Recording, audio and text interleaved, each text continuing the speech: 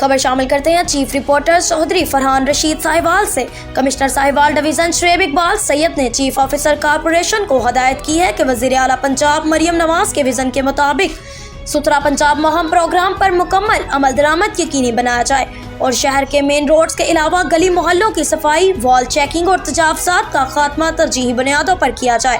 शहर भर की तमाम सड़कों पर पेच वर्क जल्द अज जल्द मुकम्मल किया जाए। राय से गफलत बरतने वालों के खिलाफ सख्त तादीबी कार्रवाई अमल में लाई जाएगी। इन ख्यालात का इजहार उन्होंने अपने दफ्तर में उस प्रोग्राम और म्यूनिसिपल कॉरपोरेशन की कारकर्दगी का जायजा इजलास से खिताब करते हुए किया, जिसमें additional commissioner coordination Shafiq Ahmad Dogar, director development doctor Saifullah, chief officer corporation Ishfaq Ahmad, AC general Alisa Rehan समेत दीगर मुतल्लिका महकमों के अफसरान ने शिरकत की।